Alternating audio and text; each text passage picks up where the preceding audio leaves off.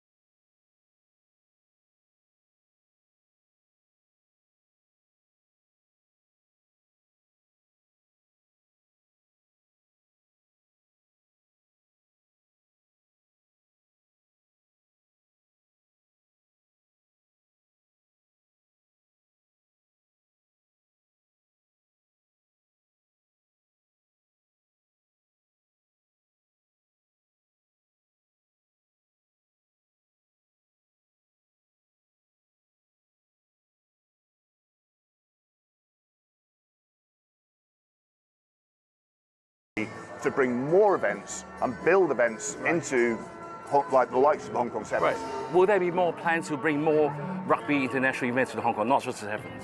We've got big plans, Eugene. Yeah, we love what we've created over the last 4 decades here. Right. But we want to do more. We know our fans have got an appetite for it. We know people love coming to Hong Kong. So why not? Let's bring more great events to populate Kai Tak Sports Park. But Robbie, I'm going to ask you the last personal question. I know you've been on this post for like 20 years, definitely not a short time, and this will be your last year as the CEO of the Hong Kong Rugby Union. How do you feel? What will you want to share with the Hong Kong viewers, and also what will be your plan in the future, and most importantly, what will be the good Hong Kong story you're going to share with your mates in the UK? For me, I've had 21 fabulous years. I've been so lucky to work in Hong Kong China Rugby. We have an amazing community, a vibrant community, and I think we've achieved some great things. My successor has been named. He is a great guy, James Farndon, and I'm confident that he's going to take our Hong Kong China Rugby and our community to even greater things in the years ahead. I personally, Hong Kong is my home. I've lived in Hong Kong for more than 30 years. I'm staying in Hong Kong 100%, and I hope to be able to contribute still to the sports and events industry going forward. Right, thank you, Robbie, for all your hard work, and let's take a break now, but viewers, stay tuned. We will be right back with more on the Hong Kong Sevens.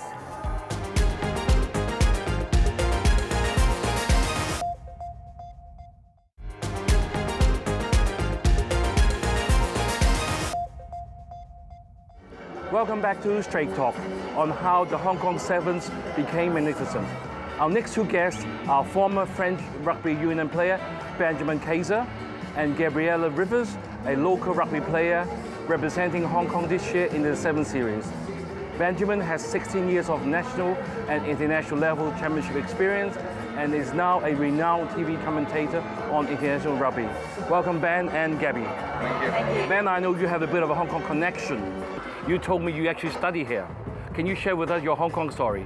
So in 1996, I was lucky enough for my dad's travels that brought us here. He was a consultant, and we lived here for a year. And this is where I actually discovered rugby. I went to school at the French International High School, and the PE teacher was Stuart Cron, who was the number 8 and captain of the Hong Kong rugby team. So he took me down to Valley Rugby Club, and that's where I discovered and fell in love with the sport. Right. So from then you become a French international player. Yes, well, look, I was hooked by the brotherhood, the solidarity, the beauty of the sports, using the big guys and the small guys. In French, we say the piano players and the piano movers. That's what you need in rugby. You need a bit of everything.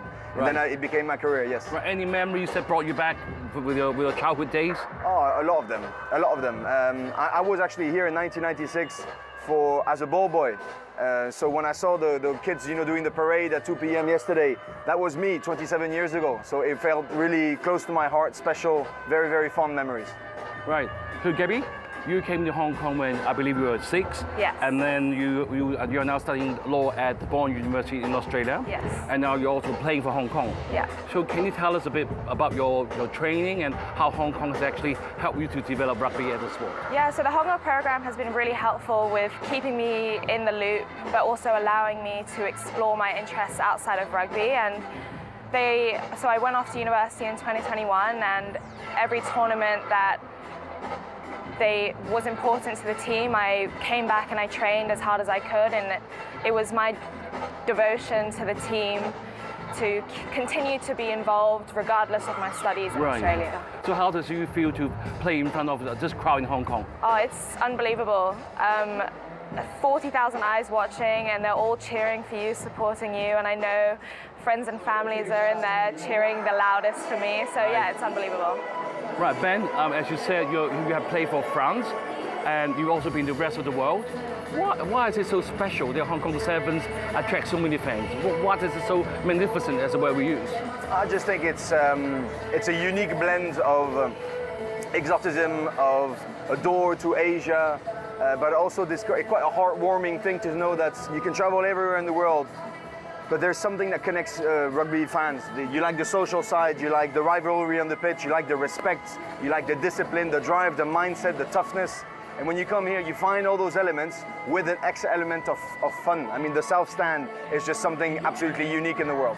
Right, so you've been to other cities, they've got the Sevens, but Hong Kong is special. It's absolutely special. It's the one that everybody needs to tick as a player. It's a bucket list. And if you haven't really well performed in the Hong Kong series, then you haven't really done your international career in Sevens, period. Right. So Gabby, rugby sevens is known to be fast-paced and also physically demanding. How would you say that from your side of being a part of Hong Kong team? How do we fit in the greater scheme of things? I mean, the Sevens is such an intense sport. Like, you train all year round to play 14 minutes of game time. So I think in terms of fitness and speed, Hong Kong are up there. I think we just need more experience playing against the best of the world, and yeah, I think we could get there. Yeah, I think we really could. Yeah. So Ben, you're familiar with our local and Asian teams, I'm sure. What are your thoughts of the Hong Kong and China rugby, especially the women's team, in the rest of the world standards? Well, look, we were speaking about it before the interview. For me, rugby sevens or women's rugby is the fastest growing sport in the world. It really has this extra element of inclusion that rugby has to represent. So seeing it so embedded in the way that Hong Kong and Chinese rugby wants to go to, I think it's tremendous. They are a role. You don't want to know it because you're very, very young, but you're a role model for young children that will do it and will understand that rugby is a possibility for them. And they can thrive, they can have fun, they can perform, and they can, get a crowd on their feet. So I think it's brilliant. Right. So Gabby, you're now also a full-time student. How do you balance between training and studies, and how do you overcome those challenges?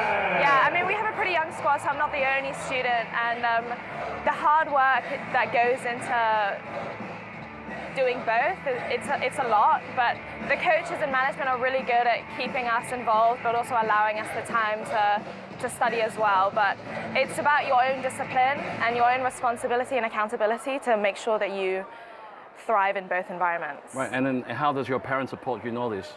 Well, I have differing opinions from both my mum and dad, obviously. Really? My mum really supports me education-wise, and my dad is probably my #1 biggest fan in rugby. Really? So it's good having both my mum and dad support both aspects of my life as well. Right, so Ben, you're back here now after all these years.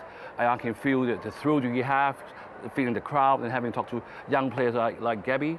Where do you see Hong Kong's rugby will be evolved from here? I mean, we will have a new high-tech stadium next year with more people be able to watch. How do you see Hong Kong rugby being evolving, or even China in general? I genuinely don't understand how it can become better. So if there's a new facility, then I've seen only glimpses of it, but it looks outstanding. If they're going to move from such a unique gem of a stadium like this one, it's to get something even bigger, even more pushed on the entertainment side. So I'm really looking forward to coming back and to see how well they can do. And now if Chinese rugby wants to embrace and get even more traction, I think it's a sensational thing that they should do. Because rugby is a school of life. Rugby is a way of uniting people. Rugby is a way of having discipline, but also having fun. And the more I see it, the more it really warms my heart to see that there's more countries that are picking up and embracing this love that we share for rugby. Right, Gabby, I could ask you again, being a lady yourself, I mean, you look very feminine, and you're going to play in such a heavy contact sport.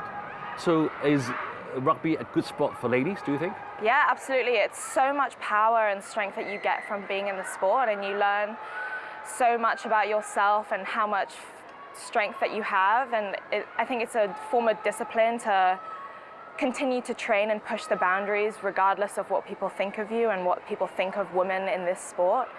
I absolutely love the physical aspect of it. It's probably one of my greatest attributes. Yeah, I love it. Have you ever got injured at all?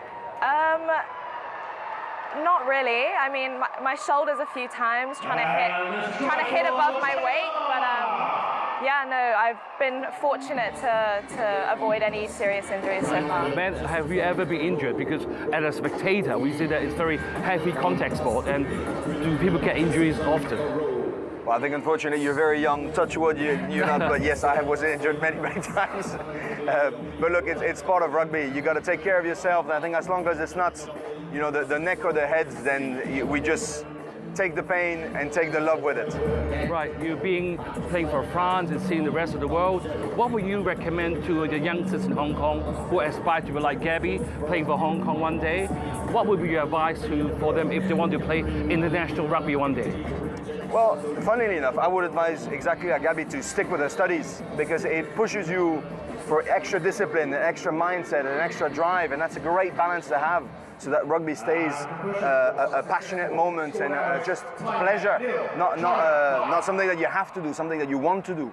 So I would just push them to embrace every single experience that is out there, travel the world, meet new people, test yourself by being able to play in different countries, because obviously rugby is appreciated and done and performed different ways in different places. So keep up with your studies so that you have a well-balanced life, and then grab every opportunity that's out there.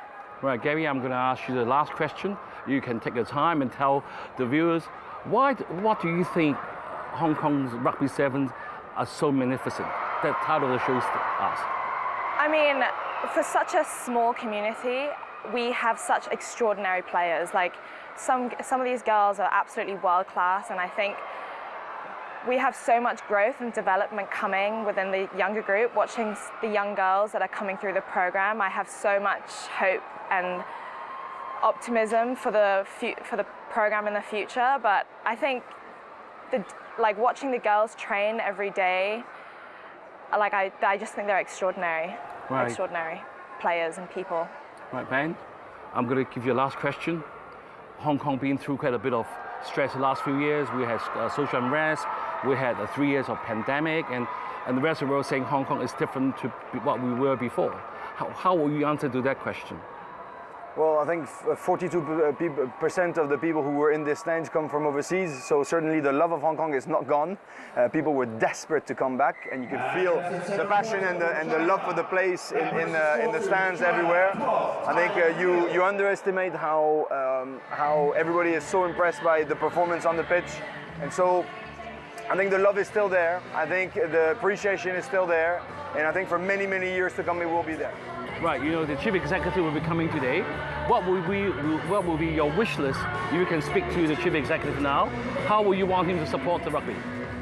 Support rugby? Well, more funding in schools, more resources for players to be able to allocate even more time to the sport, maybe more resources to develop the next generation of coaching, because you're only going to get a proper dynasty of rugby if you have outstanding coaches that will breed the new generation there. Just more resources, because it's a sport that can transform a whole society, and I really do think a lot of resources have to be allocated to it.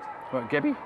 Yeah, I completely agree. I think the foundation of rugby is your youth, and I think if you have good coaches to bring up that youth through the program, it opens so many doors once they reach an age where they're able to compete properly. So yeah, I would say allocation of resources is... Right, okay, thank you to Robbie, Ben and Gabby for sharing their personal experiences and insights into how our Rugby Sevens became magnificent. This tournament is not only a celebration of rugby, but also embodies the very essence of Hong Kong's vibrant spirit and international appeal. As Nelson Mandela said, sport has the power to unite people in a way little else does. Have a good evening and see you next week.